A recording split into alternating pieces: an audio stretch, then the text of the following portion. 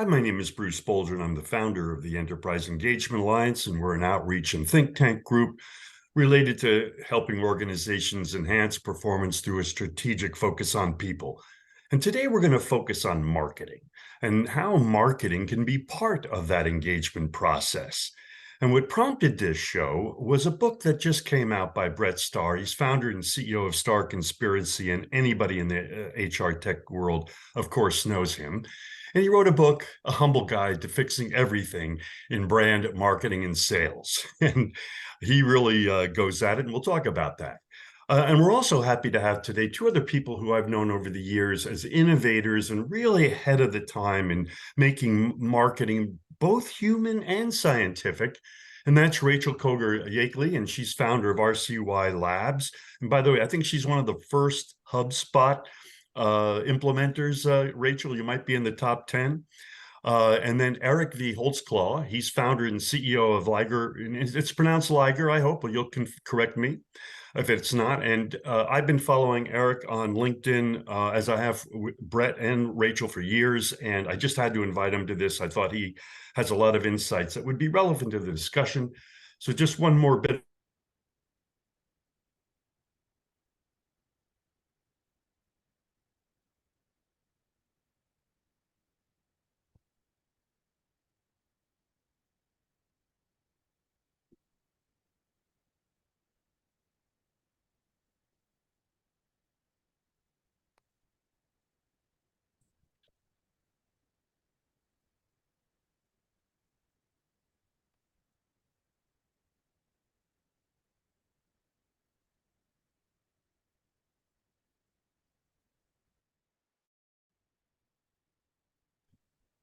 Sorry about that. I hope I haven't been muted the whole time here. Anyway, Bret, what made you write the book? Well, first of all, it's a pleasure to be here. Excuse me. I wrote the book because I've been running an agency now for 20 years that specifically focuses on technology companies and companies who build business-to-business technology for other companies, B2B tech. And over the last 10 years specifically, the models and the systems that we have been using in sales and marketing have broken down to the point of not being usable for most organizations. And I think a lot of people don't understand why that's happened. They feel the pain. They see the various modalities that they're using in marketing not working anymore. They're focused on driving leads, for instance, and setting sales meetings and the linear buyer's journey that's supposed to result in a cascade of or a waterfall of different conversions from zone to zone. They've seen that break down over time and become less effective. And I think I know why it's happening. And I think I know what to do about it. And so I wrote a book hoping that I could provide some answers to folks who are asking a lot of questions right now as some of these traditional systems break down. Well, they're going to have to read the book because 1 hour isn't going to do justice to all the information you've shared. But we are going to get into some of those essentials because I think your colleagues will agree with a lot of the points you're making in the book. Eric, before we get into, we are going to get into specifically the issues he's raised about the state of marketing. That I read the book and we're going to kind of dissect them because I think they're universal issues, and he's got his own approach to it, of course. But Eric, in a nutshell, if you're on an airplane right now and you're seated next to a CEO and she asks you, okay, Eric, you're an agency.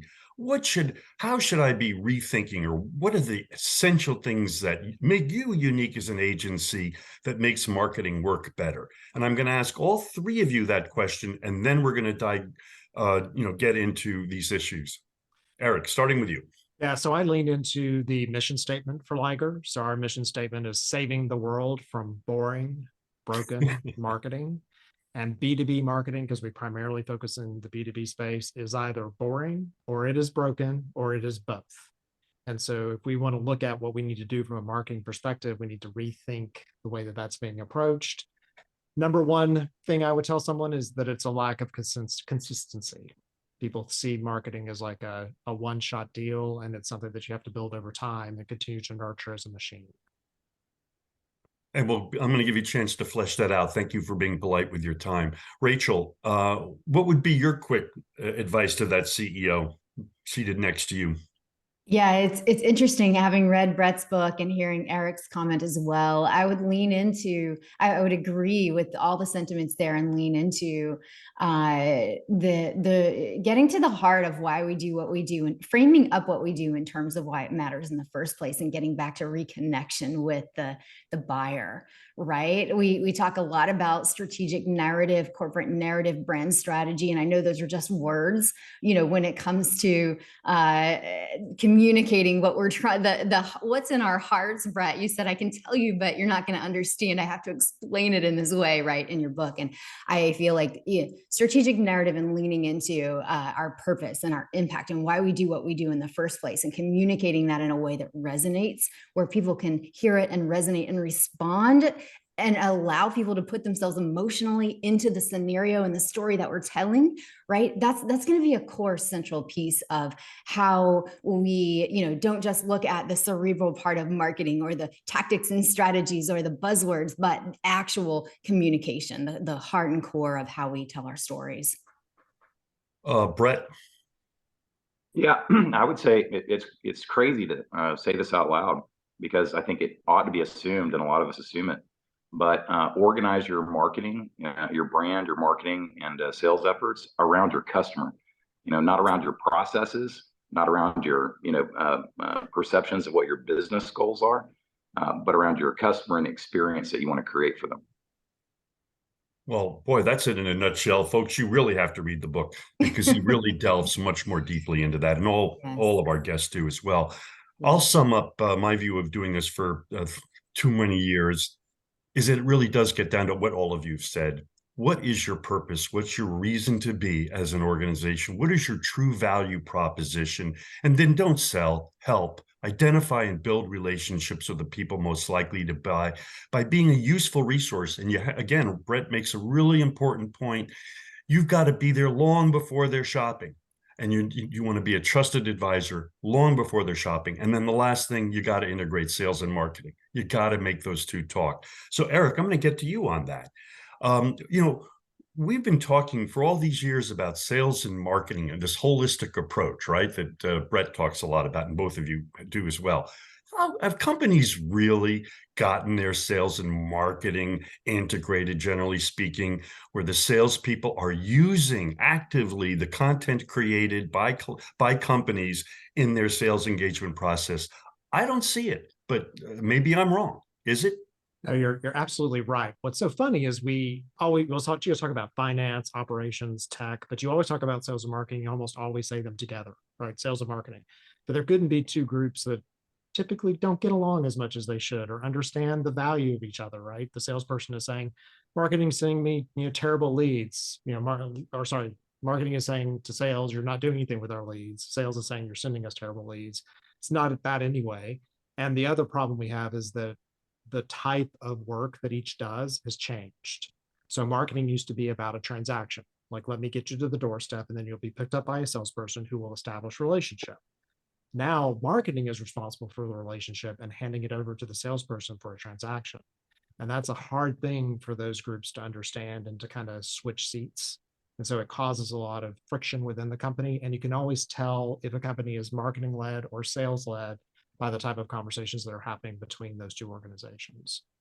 Rachel, thank you, Eric. Rachel, you are really at the heart of this because you're a HubSpot person, right? And HubSpot is at the heart of integration. So, and you just came back from HubSpot in Boston, of course. That should be an area where we see a lot of close coordination between sales and marketing. Are you really seeing it? No, I'm not seeing it, to be honest with you. And the companies that say they're doing it aren't, right? They don't know what it is. They don't know what it looks like. If they have a weekly stand-up together, they're integrated, and that's not true, right?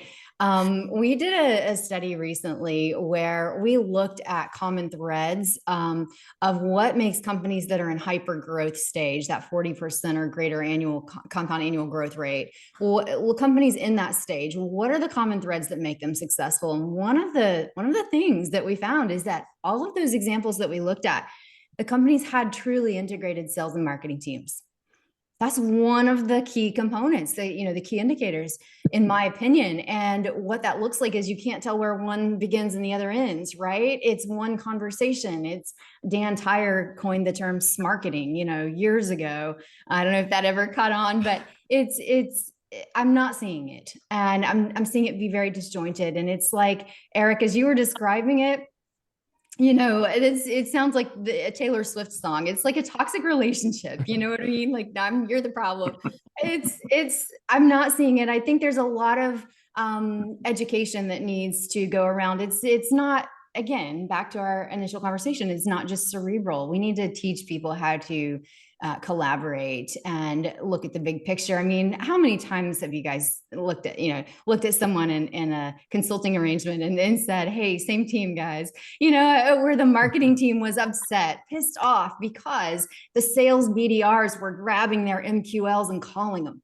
And then they were attributing, they were getting the attribution instead of marketing. And I'm like, same team, guys, same team, right? So when you have situations like that, I think it's the evolution over time where, have we gotten to where we need to be? Absolutely not. Even in large, successful organizations, I'm seeing that there's a lot of room there for growth, a lot of room for, I don't even want to say evolving and growth. Going back to Bret's book, I want to say disruption. Right? It's got to be like, stop what we're doing and do it differently. Is a 1% change isn't going to do the trick here.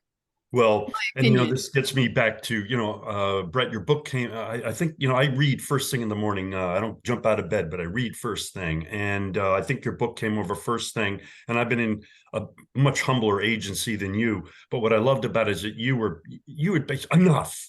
The whole attitude of this, enough is enough. I can't do this anymore. Stop it. And one of the things that I really liked in your book was this discussion of the holistic approach. So getting to this holistic approach of it, and the first thing it starts is that integration, right? But what did you really mean by that holistic approach in a nutshell? Well, I think organizations often fight about whether they should be product led or whether they should be sales led or whether they should be marketing led. And if you look at what I consider to be the 5 domains of customer experience, it's brand, marketing, sales, product, and customer success holistically. And none of those should lead the other. All of them should be led by a vision for the experience that you want to create for people. And you want to create that experience in each of those domains. So for instance, in brand or marketing or sales, you don't want to promise what the experience is going to be as soon as they become a customer later. You actually want to deliver that experience within the context of that domain so that there's not breaks in continuity between those domains, because it's the breaks in continuity that sow fear, uncertainty, and doubt in a customer relationship. People want to feel like they understand the true nature of a company, the true nature that reveals itself in defining moments. And if they experience one thing in sales and a different thing with product and a different thing in customer success, it starts to erode that trust. So going back to the question about integration, no, these sales and marketing have never been integrated in tech companies, ever. And it's getting worse, primarily, I believe, because of organizational design. We are organizing work in the sales and marketing processes like an assembly line, like a package that gets picked up, worked on by one person, and passed down to the next person who has a different skill set. And everything is organized around those roles, those responsibilities, the blocking and tackling, the systems they use, etc. And they are driven primarily by the quantitative goals that they're supposed to hit. A number of marketing qualified leads, a number of sales qualified leads, etc. And we've forgotten in the different contexts of these companies what those goals were meant to achieve strategically. The metrics have become surrogates for what the strategy was. The strategy has been forgotten. And now it's, I'll do whatever I need to do to hit my leads goal. I'll do whatever I need to do to hit my meetings goal. And I think the biggest example that you can see that shows the brokenness between sales and marketing specifically is the SDR function, the sales development representative function, sometimes called the BDR function or the business development rep function. These are the folks who usually in an outbound model are reaching out to people and trying to set meetings. that function is uniquely unsuccessful. It doesn't work in any organization that I've seen, and it's getting worse all the time. But that organization was created specifically for the purpose of achieving a single metric in the sales process, and we're organized around those metrics and are part of the assembly line, which often works at cross purpose. Boy, this is really important information, folks. I'm going to tell you that right now, because Eric, the cost of this is enormous. And I think that's one of the things that probably shook up Bret when he had his epiphany. Bret, I think every year or so you have epiphanies. I think that following you on social media, every year he wakes up and he goes, holy cow. And well, this one really struck me. And because I felt that I've had clients want to spend literally $180,000 on an exhibit at a trade show. What are you doing? What is the ROI of that? And you tell them not, and I ran the trade show. I told him not to do it. He still did it. Eric, really, we talk about marketing being today with metrics and measurement and all of this. I think what I'm really hearing is that old phrase attributed to the department store guy of another lifetime, John Wanamaker. I don't know whether he ever said it, but it said that he said, I know that half of my marketing works. I just don't know which half. Eric, that sounds like, despite the internet, it's still kind of true. Oh, 100%. And part of the problem, which I love what Bret talked about, is people trying to hit numbers, specifically in big companies. I want to hit that number to get my next promotion. And that can be detrimental to the rest of the organization. So if I go do the thing that's going to get my number, then all of a sudden I've created, ill will with my clients and customers. So the problem with attribution, I actually loathe that word. I loathe it because there are, in the B2B world, somewhere around 21 touch points that have to occur before someone is ready to be sales or sales ready. And then there's 5 to 6 to convert them. So we're talking about 28 touch points. So which touch point are you going to attribute it to? And if I did buy the display you talked about at the trade show, how in the heck do I track that, right? Like, where does that happen? So we don't have the right type of technology in place. I don't know that we ever will until we get something embedded in us that is tracking us everywhere, that says, this is the first time I saw it, and this is what this means, and this is what that is. And it also treats human beings as less than the educated, advanced people we are. Like, we're not that simple. Like, it takes time for you to get into my ecosystem, time to build that trust. And one of my favorite, there's a guy who I work with, and he talks about people don't like to be sold, but they love to buy. And so let them buy, like, give them time to buy. And then who cares what 50% works, right? It's about monitoring and looking at it over time and getting to a point that you understand that, yes, as we've done this and we built this ecosystem, we start to see the results, but they're sort of in the tea leaves of different things that we're tracking and not being focused entirely too much on one part of that overall journey. So far, what we're getting out of this show, first off, this whole sense of the need for a holistic approach to break this whole linear thinking and to really look circularly. Number 2, we're talking about this need for alignment to break down, to get stakeholders aligned. And number 3, to have them focused on the customer, the purpose, and not on metrics. So far, that's what I'm getting out of this. So correct me if I'm wrong, because this is a how-to video, folks. We want people to access this for years to learn. Rachel, it seems to me what I'm hearing too is we have the wrong metrics, that companies are really focusing on the wrong metrics. So let's talk a little bit about that. It would seem to me that even in a consumer arena, even today, Pepsi-Cola could do this, but B2B, we can certainly do it. And you're a HubSpot expert, which is why I'm pushing this to you. Can't we really now identify the people that we want to do business with directly if we're smart, right? Isn't that now possible with LinkedIn and good salespeople being good detectives? That it is possible to identify the people we want to talk to. Isn't that more possible than ever before? And isn't that a beginning? And Bret and Eric, I'd like you to think too about the new types of metrics we should really be looking at, like how many customers do we have? Do they recommend us? What is their sales volume? Things like that. And do they read our emails? Do they read our stuff? So Rachel, is it possible now to literally become our own media companies for many people and build their own audiences and then hire agencies like you to build relationships with them and build that audience? Is that possible now? Oh, yeah, it's been possible for a long time, right? And here we are. It's interesting though to me, the conversation about the metrics and the KPIs and the OKRs, and we have data. This isn't the year of data. That was so a long time ago, right? We're drowning in data, and there are now chat bots that can analyze your data and give you the quick summaries, and you don't even have to analyze it yourself, right? It can go into your CRMs and find people who are engaged or haven't show intent or whatever, you know, and rank people. There's technology that can do that. I feel like it's really important for us to get back to the basic though of what, you know, again, why do we do what we do? What's the whole point? Why do we start this company in the first place? At the end of the day, when we're ready to hang our hat up and we look back and we say, was it worth it? Yes. What is that? What are those milestones?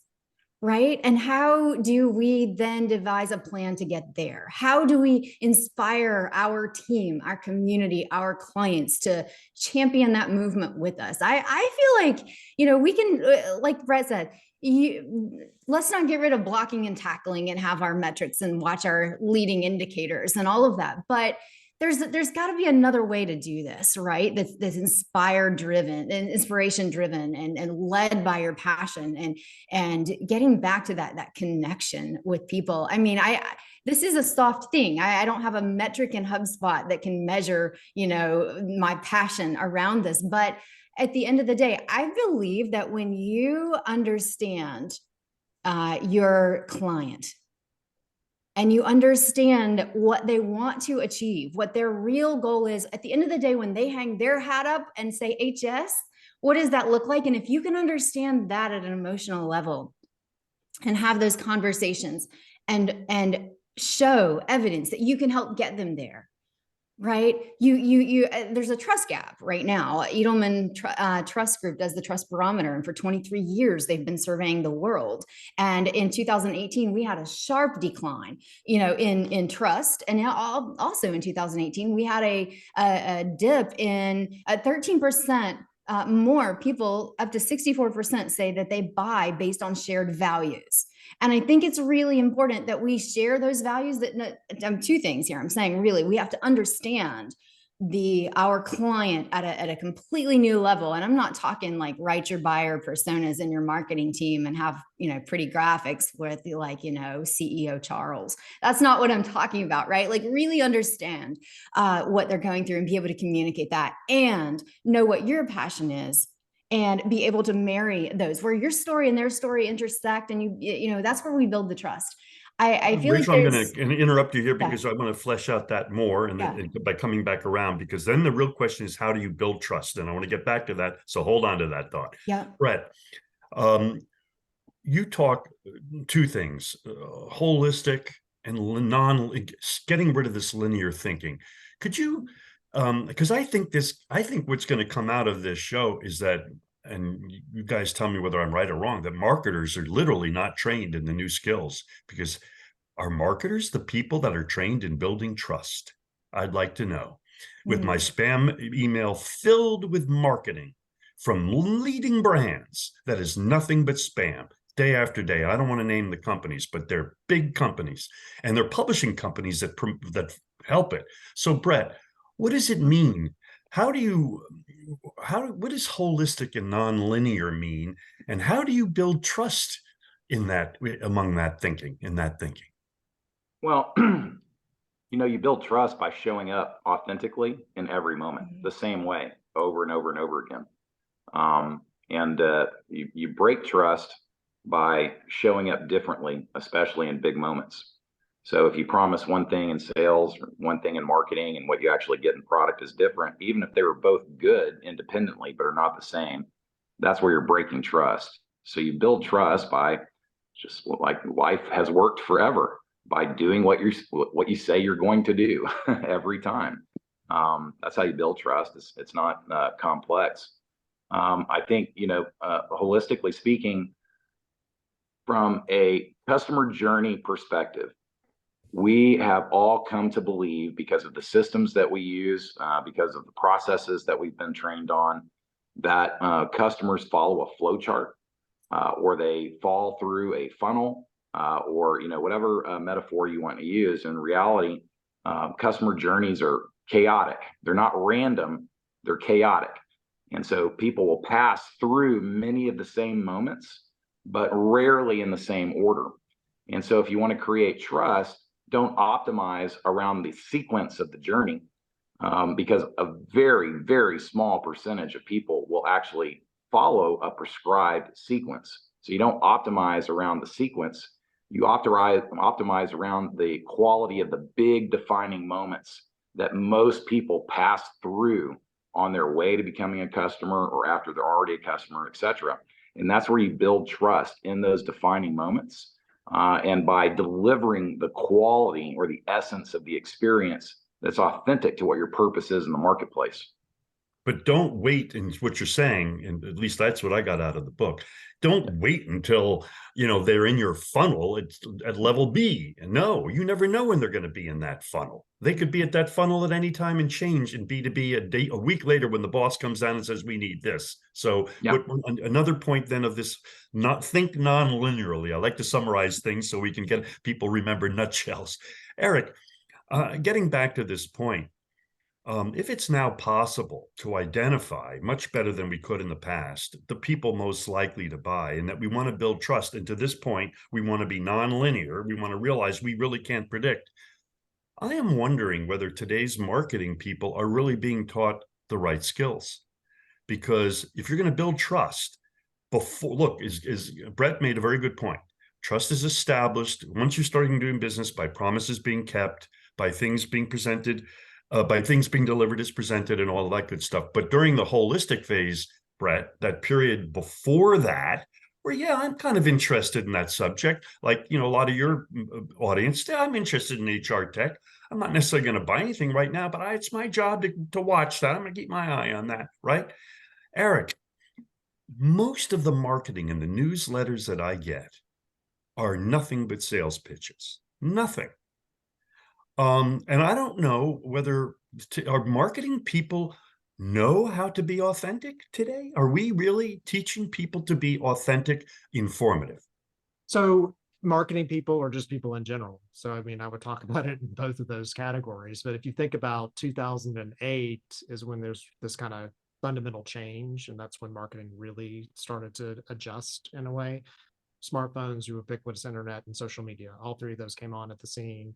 That's when we broke the customer journey in a very major way. So what skill sets, I think a better way to put this in place is, you want someone who's naturally curious in marketing. You want someone who's empathetic, someone who probably should have been a therapist. Like, instead of being a business person, they just really like to understand the words people use and what they mean. So those kind of like soft skills and that kind of side of the business that typically wouldn't be business or marketing are the things that really make a good marketer. Like someone who's like, what are the words I would use to attract you into this? And how would I talk to you in a way that, and again, I'm saying you, like the word you, not I. Like, if you say I and we all over your website and in your newsletter and in your content, you are doing it wrong. So you need to understand it from their perspective, and you need to be empathetic. And so it's really, and that in life, we are kind of taught not to do that. We are taught to build, masks and to show up in a certain way. And it's important to have that empathy. It is also important that you're building your marketing in such a way that you're attracting the right kind of customer and repelling the wrong kind of customer. And you need to be okay with that too. And I see a lot of companies who are like, they want everybody. You don't actually want everybody. You want companies that align to you, and you should be completely comfortable with making strong visceral choices such that you do attract what you want. Well, it's funny, Art, because I believe on another part of your business is in the investment area. And it's funny, you also want investors, the right investors. Absolutely. 100%. And even publicly held companies. And the funny thing, you two think alike, Eric and Rachel, because just as you were saying what you were saying, she posted in the chat, it's not just marketing people that need to understand this. It's the entire organization that needs to understand the culture and the strategic narrative. So that does get down, Rachel, to another issue, and as we talk about harmonizing or aligning interests within the organization, this whole issue of having everybody understand the strategic promise. I remember the founders of HubSpot wrote a book a couple of years ago called The Inbound Organization. That was, I think, Dan Tyre and Todd Hockenberry. And it was all about, if I recall, engaging the entire enterprise. Of course, we wrote all about that, knowing the name of our organization. So how important is that? And I'm going to bring that to you, Bret, as well. How important it is to have the entire organization engaged in the quest, in that story, and believing in that narrative because it's authentic. And a part two question: do many organizations get that connection?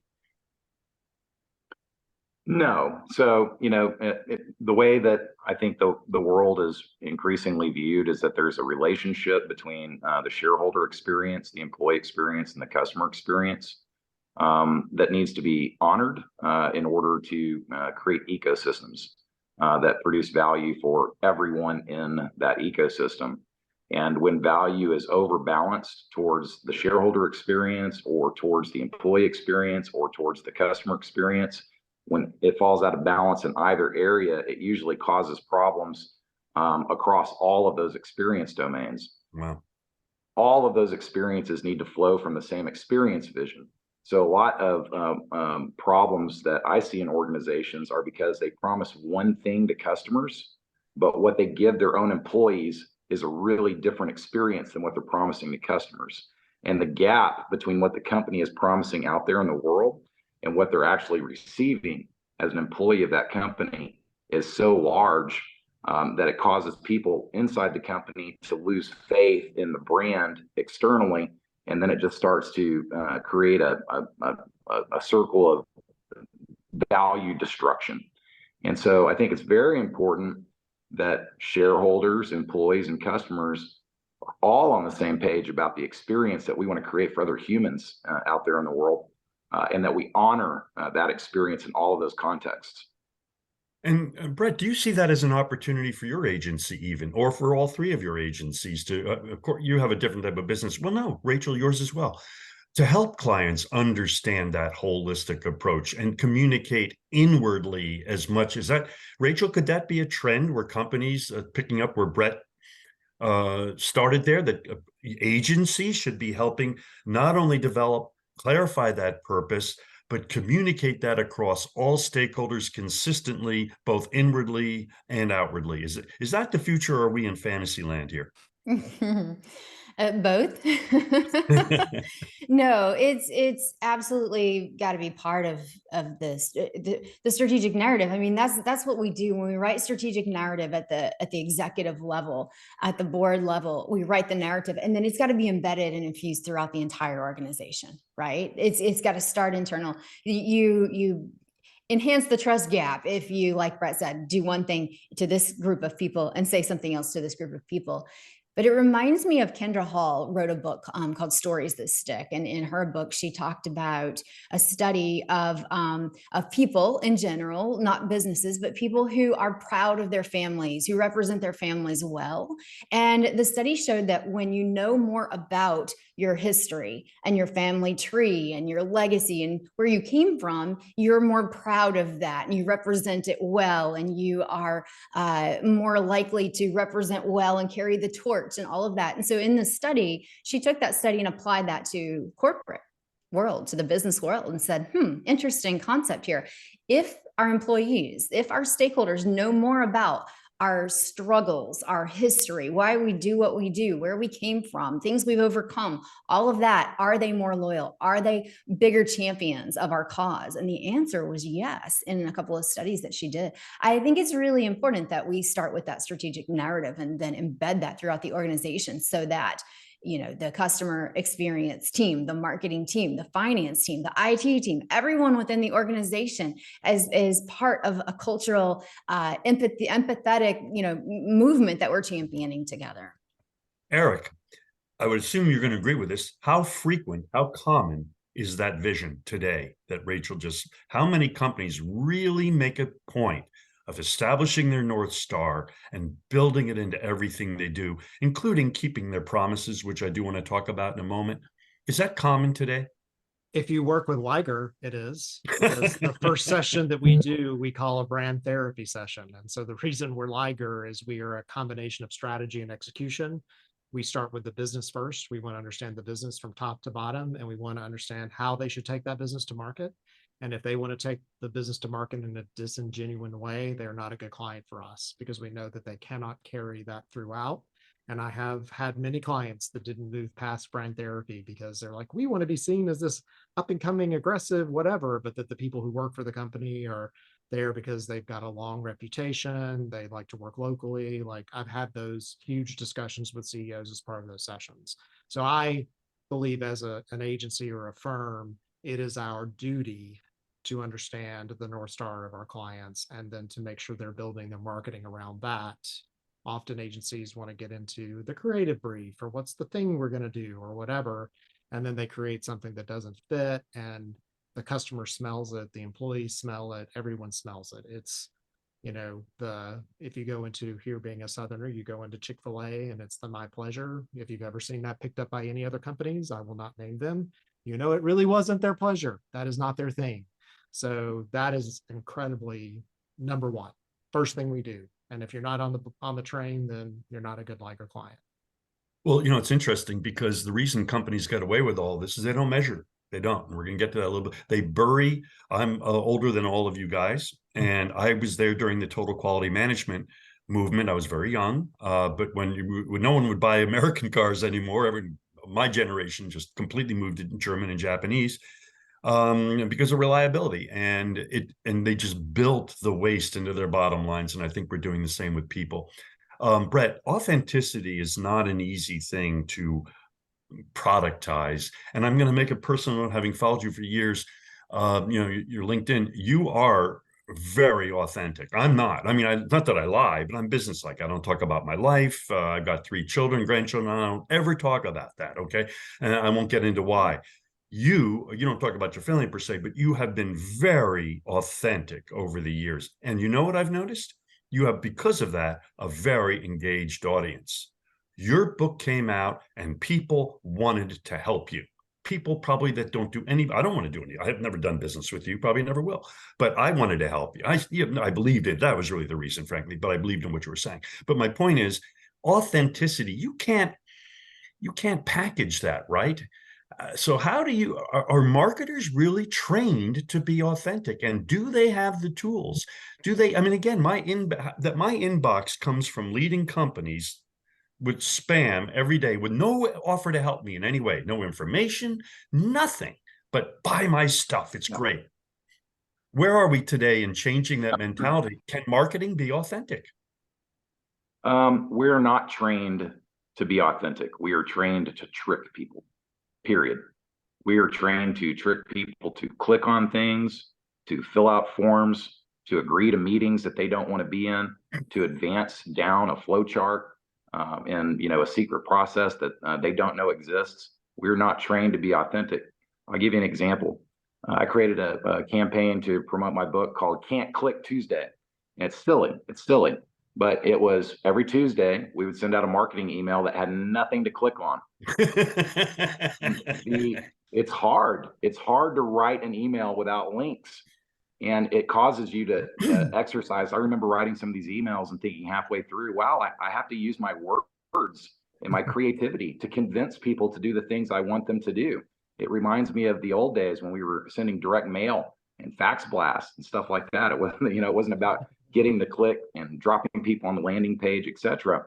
And so we are trained to please our marketing automation systems and our Salesforce automation systems and get clicks from 1.2% to 1.7%.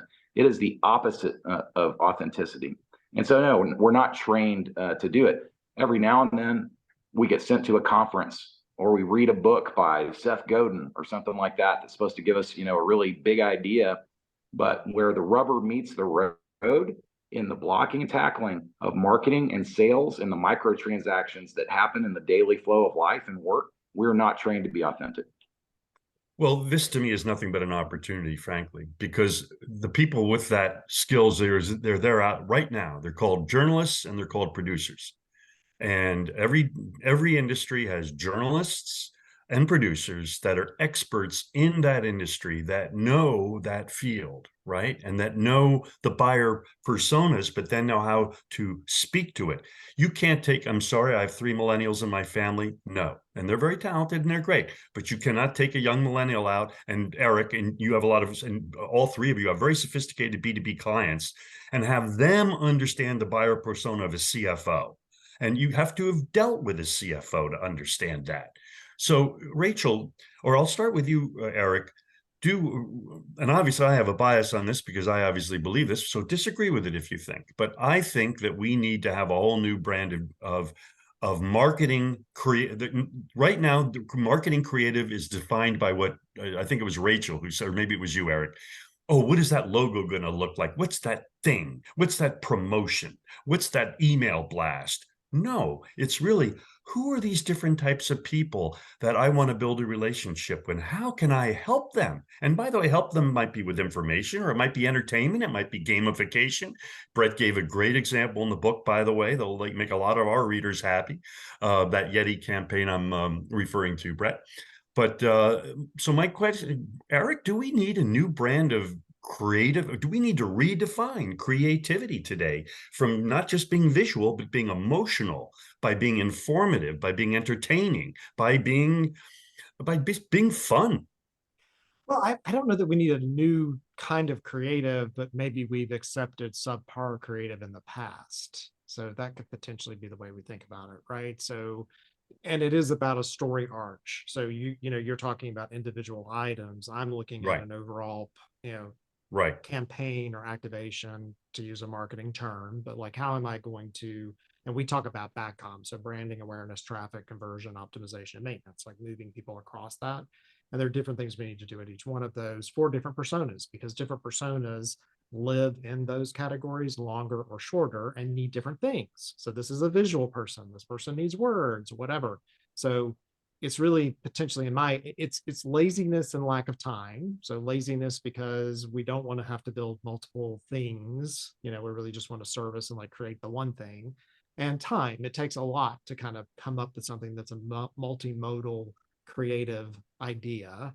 And creative, in my opinion, is emotional. It's whatever, it's visceral. It's something that makes me love it, hate it, but make me have an emotion of some sort. Because again, if it's boring, don't do it. You're just wasting your time. You're wasting your money. So we push pretty hard internally to, we run things through what we call a Funlandia. So it's like a time where we bring people together to kind of think through the different people we're trying to get to, and what's that going to look like, and how can we tell the story and really attract to their emotion or what they care about, which is less about like, oh, we got to get an email out this week, or we got to build a poster or whatever. And we're always asking why around a creative asset. So, Well, yeah. So I just think we're lazy with creative. It's well, really because I don't think we understand what creative can really be in this new world. But Rachel, what do you think about that? In credit, I always have to give Seth Groden, he lives in my same town, so I have to signal that, credit for an idea that no one has followed in 25 years, permission marketing. I have not seen that implemented, period. I have not seen companies really, and I know, Eric, you had a client for many years who certainly understood the privacy issues related to that, right? But Rachel, do you see companies really implementing that vision that he wrote about 25 years ago, get their permission, and then earn it by using that permission to build a relationship, however that individual wants that relationship, right? I'm a verbal guy. Other people hate words, right? Rachel, has that vision of permission marketing of Seth's really ever happened? Yeah. Well, I think this is a huge opportunity, right? To say it nicely, I think this is a huge opportunity for marketers, salespeople, and for companies.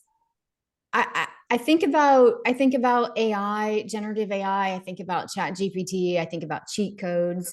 I think about, Bret, what you said about CRMs and buyer intent data, and everyone's using the same system and the same funnels and buying the same data, and going after the same leads. And we're all using Chat GPT, and we're producing faster, and there's more noise and all of that. I feel like this is such an opportunity to differentiate and to be the purple cow right? As Seth Godin said. I think I don't see a lot of creativity. I see a lot of productivity, supposed productivity, right? And if that's the focus, I mean, here's the thing. What I loved about Bret's book is, and I know this wasn't a promo for Bret's book, but I was really inspired to read it. And this goes along with what we talk about with strategic narrative and how companies should be creatively position themselves and write a strategic narrative. When I started reading Bret's book and he said, I broke the formula, I didn't follow the rules,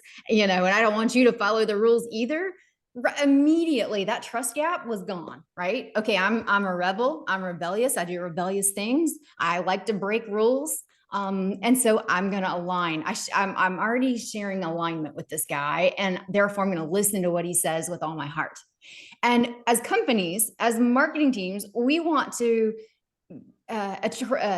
develop that same level of connection, that same level of trust with that authenticity. If we can resonate creatively, authentically in a real, raw human way that's different than all the chat GPT noise or the funnels noise or the buyer intent data noise, and be authentic, people are either going to love us or hate us. But like you said, Bruce, we're going to get the engagement, right, from the people who share our values. And I just think that's a huge opportunity. And Bret just did it masterfully with the book and the way he positioned that and told his story from chapter 1.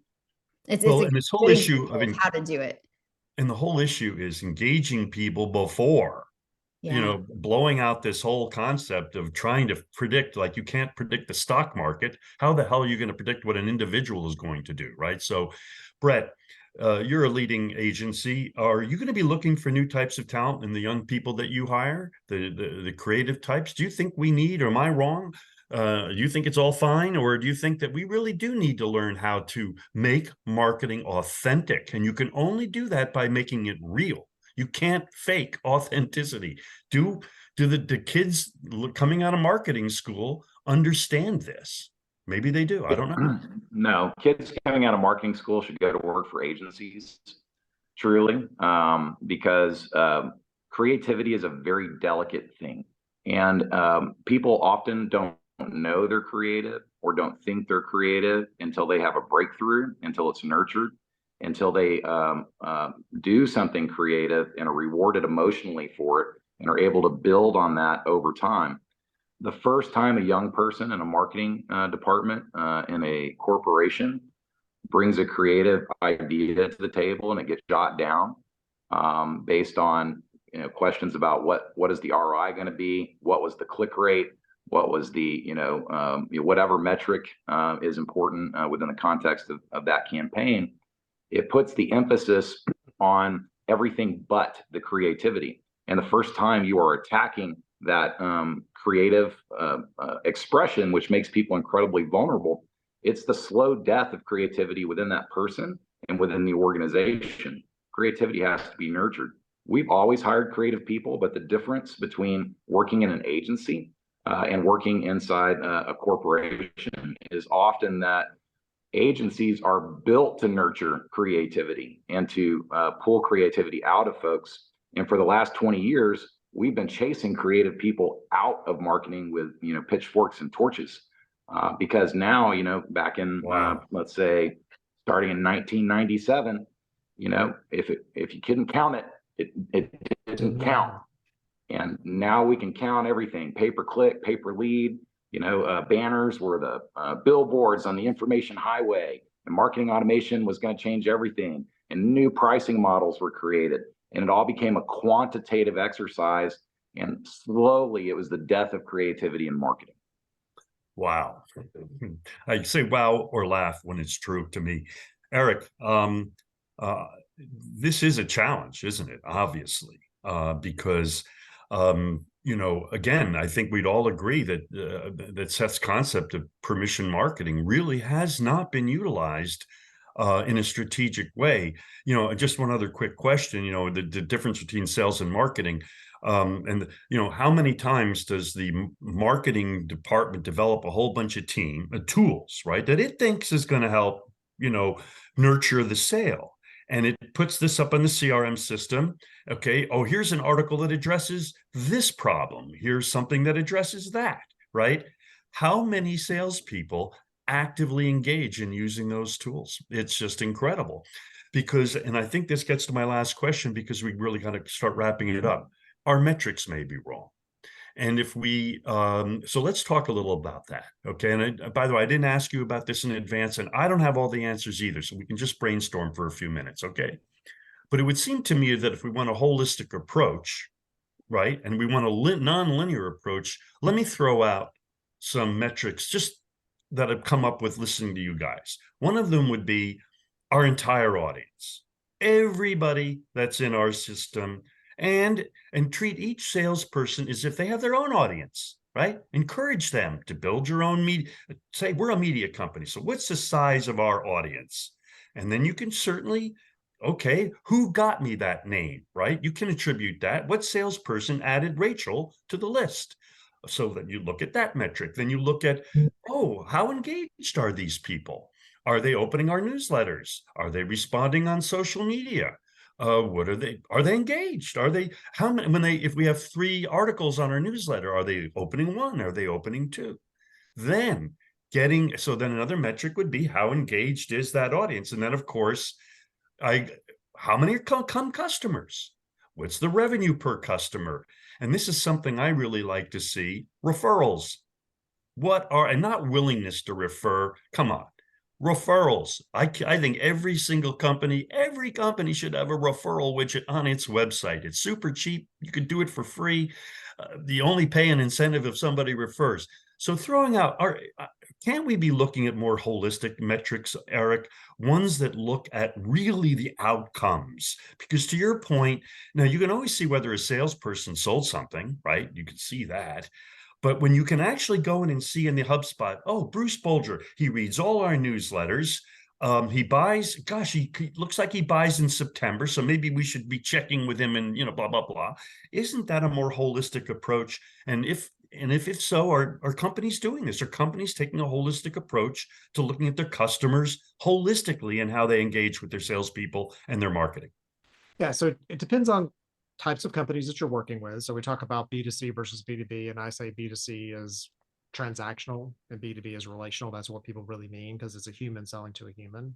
And so if you're in a transactional business, yes, maybe you can look at like, we ran an offer or whatever, and that's the thing that got the person to eventually convert after they did the trust. But in the B2B or relational world, that holistic is more important to me. I'm looking at things over time. Like, it's over time.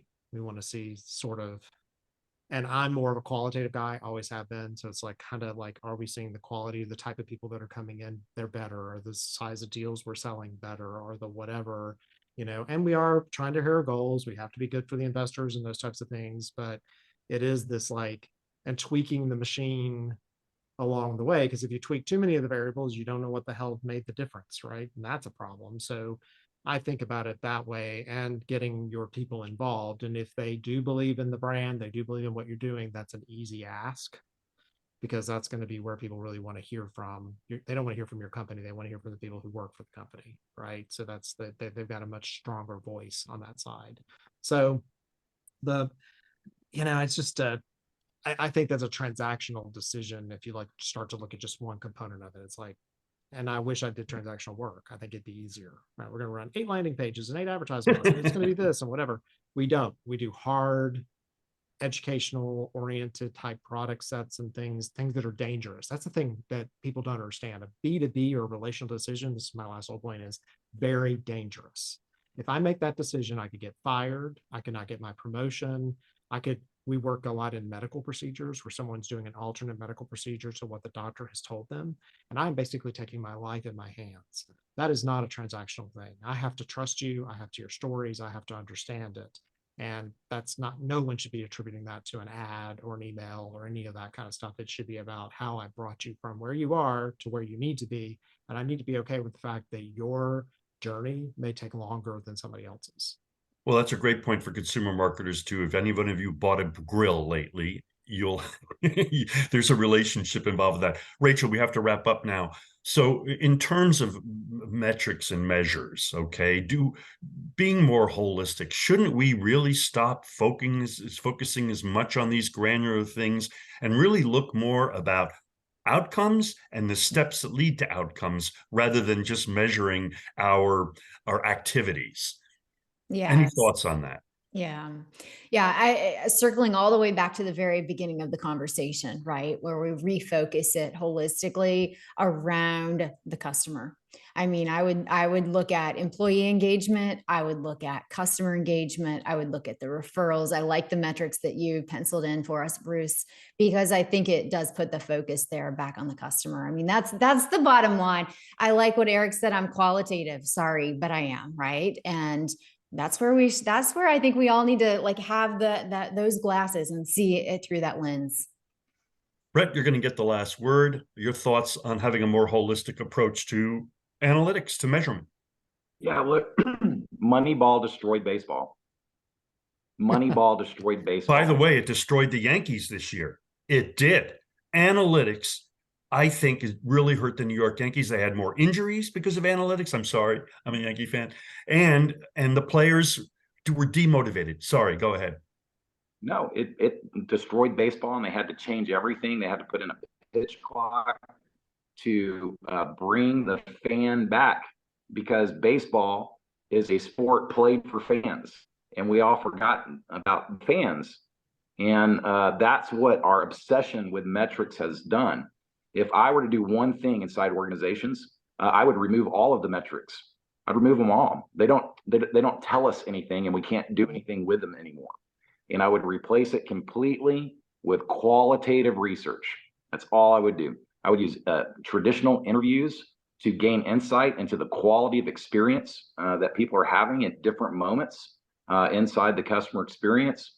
And I would throw away all of my customer experience metrics, all of my marketing metrics, all of my sales metrics, because all of those metrics are simply the illusion of control. They're the illusion of a linear journey. And it's the illusion that if you're measuring it, that you can improve it or change it. And the reality is, most of the time, by measuring it, the things that you put in place as performance optimizations to improve it actually make the customer experience worse. We value predictability over creating a great experience, and it has destroyed business-to-business marketing in the same way that Moneyball destroyed baseball. And folks, this is coming from somebody who's been doing this for just a few years. In fact, you were working when Seth Godin, I think, wrote his books, or the books that we're sort of talking about here. Well, the thing that proves all of you folks right is a very simple reality. And we're not going to have a chance to talk to it today, but it does kind of make everybody wake up and realize that a lot of this measurability is nonsense. And you know how we know it's nonsense? Look at the after sale experience at 90% of companies. When you call them, it's always an American who speaks very whatever, you can hear them, they understand them clearly. Their product knowledge is really pretty good. They pick up the phone right away and everything is great. Unless you are a premium customer, gosh forbid if you have a problem, because you will immediately be sent to the lowest level person who speaks the worst English, who cannot help you, because they're going to do everything they can to get the problem resolved, because they get they get a sticker if they aren't able to resolve it, even though they have no authority to resolve it. So we could have a whole another webinar on why is America spending so much on making promises and why it's spending so little on keeping them. Stay tuned for another show. And the reason very simply is that all this measurement stuff is nonsense. As Bret said, they're metrics that have no meaning. They're not related in most cases to business outcomes, but they're done to make sure we keep our jobs. So we promised a provocative session. Bret, Rachel, Eric, the three of you delivered. We'll be publishing this in our media and promoting this for the next 3 weeks. And this show will become part of our evergreen library. And thank you so much for your time today. Thank you. Enjoyed it. Thanks. Yeah.